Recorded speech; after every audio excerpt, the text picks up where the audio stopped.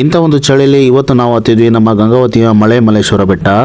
ಈ ಬೆಟ್ಟದ ಪೂರ್ತಿ ತುದಿಯ ಮೇಲೆ 13ನೇ ಶತಮಾನದಿಂದ 90ರ ದಶಕದವರೆಗೆ ಪ್ರತಿನಿತ್ಯಲೂ ಇಲ್ಲಿ ದೀಪವನ್ನು ಹಚ್ಚಲಾಗ್ತಿತ್ತು.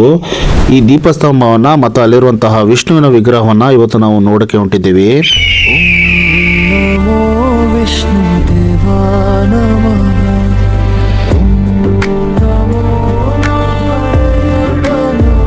ಈಗ ನಾವು ಈ ಬೆಟ್ಟದ ಪೂರ್ತಿ ತುದಿಯ ಮೇಲೆ ಇದ್ದೀವಿ. ಇಲ್ಲಿ ನೋಡಿ ನಮ್ಮ ಗಂಗಾವತಿ ಈ ಬೆಟ್ಟದ ಮೇಲಿಂದ ಎಷ್ಟು ಸುಂದರವಾಗಿ ಕಾಣ್ತಾ ಇದೆ ಅಂತ. ನಮ್ಮ ಗಂಗಾವತಿ ಸುಂದರ ಗಂಗಾವತಿ ಪ್ರೀತಿಯ ಗಂಗಾವತಿ. ಇಲ್ಲಿ ನೋಡಿ ನಿಮ್ಮ ಕಣ್ಣಿಗೆ ಈ ವಿಷ್ಣುವಿನ ವಿಗ್ರಹ ಮತ್ತು ದೀಪಸ್ತಂಭ ಕಾಣೋಕ್ಕಿಂತ ಮುಂಚೆ ಅದಾಗಲೇ ಅದು ಮತಾಂಧರ ಕಣ್ಣಿಗೆ ಬಿದ್ದಾಗಿತ್ತು.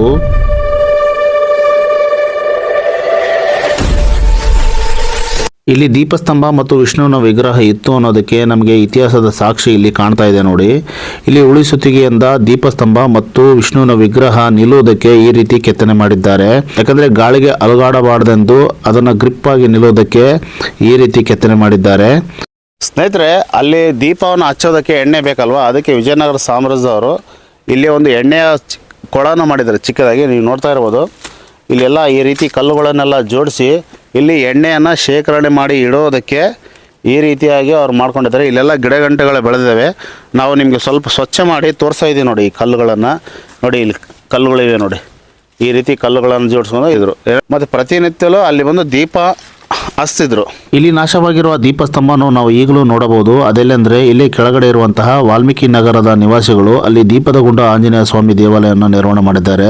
ಆ ದೇವಾಲಯದ ಎದುರುಗಡೆ ಒಂದು ಗರುಡ ಸ್ತಂಭ ಇದೆ. ಆ ಗರುಡ ಸ್ತಂಭದ ಪಕ್ಕದಲ್ಲಿ ಈ ದೀಪಸ್ತಂಭವನ್ನು ನಾವು ನೋಡಬಹುದು.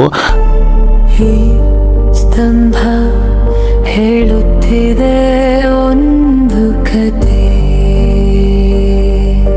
ಮತ್ತು ಸ್ನೇಹಿತರೆ, ಈ ಒಂದು ಬೆಟ್ಟದಲ್ಲಿ ನಾವು ವಿಚಿತ್ರವಾದ ಕಲ್ಲುಗಳನ್ನು ನೋಡಬಹುದು. ಇವೆಲ್ಲ ವಾನರರು ರಚನೆ ಮಾಡಿರುವಂತಹ ಕಲ್ಲುಗಳಂತ ನನ್ನ ಅಭಿಪ್ರಾಯ. ಸ್ನೇಹಿತರೆ, ನಿಮಗೆ ನಾನು ನಂದಿ ತೋರಿಸಿದೆ. ಆ ನಂದಿಯ ಎದುರುಗಡೆ ಶಿವಲಿಂಗ ಇದೆ. ನೋಡ್ತಾ ಇರೋದು ಇದೇ ಶಿವಲಿಂಗ. ಇಲ್ಲಿ ನಿಮಗೆ ಶಿವಲಿಂಗದ ಸ್ಪಷ್ಟ ಚಿತ್ರ ಕಾಣೋದಿಲ್ಲ. ಈ ಒಂದು ವಿಡಿಯೋನ ನೀವೇನಾದರೂ ಗಂಗಾವತಿಯವರು ನೋಡ್ತಿದ್ರೆ, ನಾನು ಹೇಳ್ದಂಗೆ ನೀವು ನೋಡಿದ್ರೆ ನಿಮಗೆ ನಂದಿ ಮತ್ತು ಶಿವಲಿಂಗದ ದರ್ಶನವಾಗುತ್ತೆ ನೋಡಿ. ನೀವು ಕೆಳಗಿನಿಂದ ಈಗ ಬೆಟ್ಟದ ಮೇಲೆ ಅದೇ ನೀವು ಕೆಳಗಿನಿಂದ ಈ LIC ಆಫೀಸು ಈ ಹೊಸಳ್ಳಿ ರಸ್ತೆಗೆ ಹೋಗಬೇಕಾದ್ರೆ ನಿಮಗೆ ಆ ಬೆಟ್ಟದ ತುದಿಯಲ್ಲಿ ನಂದಿಯ ದರ್ಶನವಾಗುತ್ತೆ. ಅದೇ ನೀವು ಒಡ್ರಟ್ಟಿ ಭಾಗದಿಂದ ಈ ಕಡೆ ಏನು ವೆಂಕಟೇಶ್ವರ PU ಕಾಲೇಜ್ ಇದೆ ಆ ಭಾಗದಲ್ಲಿ ನೀವು ಹೋಗ್ಬೇಕಾದ್ರೆ ಈ ಒಂದು ಸಾರಿ ಬೆಟ್ಟವನ್ನು ನೋಡಿ, ನಿಮಗೆ ಖಂಡಿತವಾಗಿ ಶಿವಲಿಂಗದ ದರ್ಶನವಾಗುತ್ತೆ. ಯಾಕಂದರೆ ಈ ರೀತಿ ಕಾಣೋದಕ್ಕೆ ಅದು ವಾನರರು ಈ ರೀತಿ ರಚನೆ ಮಾಡಿದ್ದಾರೆ. ವಾನರ ಅನೇಕ ಕಲೆಗಳಲ್ಲಿ ಈ ರೀತಿಯ ಒಂದು ಕಲೆ ಒಂದು ಸುಮಾರಿದೆ. ನಾನು ಬರ್ತಾ ನಿಮಗೆ ಮುಂದಿನ ವಿಡಿಯೋಗಳಲ್ಲಿ ನಾನು ತೋರಿಸ್ತೀನಿ ವಾನರು ಯಾವ ರೀತಿ ಕಲ್ಲುಗಳನ್ನು ರಚನೆ ಮಾಡ್ತಿದ್ರು ಮತ್ತು ಯಾವ ರೀತಿ ಅವರು ತಮ್ಮ ಸಾಮ್ರಾಜ್ಯದ ಕಲೆಗಳನ್ನು ತೋರಿಸಿದ್ರು ಅನ್ನೋದಕ್ಕೆ ನಾನು ಮುಂದಿನ ವಿಡಿಯೋಗಳಲ್ಲಿ ನಿಮಗೆ ತೋರಿಸ್ತೀನಿ ಸ್ನೇಹಿತರೆ. ಈ ಕಲ್ಲು ಕೂಡ ಅದು ಹೇಗೆ ಕಾಣುತ್ತೆ ಅಂತ ನೀವು ಕಮೆಂಟ್ ಮಾಡ್ಕೊ ತಿಳಿಸಿ, ಹಾಗೂ ನಿಮ್ಮ ಅಭಿಪ್ರಾಯವನ್ನು ಹಂಚ್ಕೊಳ್ಳಿ. ಸ್ನೇಹಿತರೆ, ಈಗ ತಾನೇ ಬೆಟ್ಟವನ್ನು ಎಳೆದು ಬಂದ್ವಿ. ನಾನು ನಮ್ಮ ಸ್ನೇಹಿತರಾದ ರವಿ ಮತ್ತು ರಾಘು ಅವರು ಹೋದ್ಸಲ ಬಂದಾಗ ಅದೇ ದಾರಿಗೆ ಬಂದಿದ್ದೆ. ಅದೇ ದಾರಿ ಕರೆಕ್ಟ್ ಅಂತ ಕರ್ಕೊಂಬಂದೆ.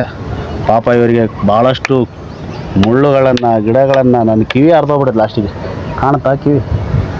ಈಗ ಬರೀ ನಮ್ಮ ರವಿಯವರ ಅನಿಸಿಕೆಯನ್ನು ಕೇಳೋಣ. ಸ್ನೇಹಿತರೆ, ನಮ್ದು ಅನಿಸಿಕೆ ಏನಿಲ್ಲದೆ ಚೆನ್ನಾಗಿತ್ತು. ಮನೆಗೆ ಎಕ್ಸರ್ಸೈಸ್ ಮಾಡೋದು ಬಿಟ್ಟು ಗುಡ್ಡ ಹತ್ತಕ್ಕೆ ಬಂದೀವಿ. ಹಾಂ, ಹತ್ಬೇಕಾದ್ರೆ ಚೆನ್ನಾಗಿರ್ತಿದ್ವಿ. ಇಳಿಯೋದಾಗ ಸ್ವಲ್ಪ ತ್ರಾಸ ಆಯ್ತು ನೋಡಿ. ಇಳದ ತ್ರಾಸ ಆಯ್ತು. ಮತ್ತು ಮೇಲೆ ಏನೇನು ನೋಡಿದ್ವಿ? ಮತ್ತೆ ಮೇಲೆ ಎಣ್ಣೆ ಕೊಳ್ಳ, ನಂದಿ, ಶಿವಲಿಂಗು, ಸ್ವಲ್ಪ ಜೋರಾಗಿ ಹೇಳ್ರಿ, ಕೇಳಲ್ತು. ಧ್ವಜಸ್ತಂಭ, ಹಾಂ, ಆಮೇಲೆ ವಿಷ್ಣು ವಿಗ್ರಹ ಇಟ್ಟಂಥ ಸ್ಥಳ, ಹಾಂ, ಇವೆಲ್ಲ ನೋಡಿದ್ವಿ. ಹಾಂ, ನಾಗರ ಒಂದು ನೋಡೋದೈತಿ.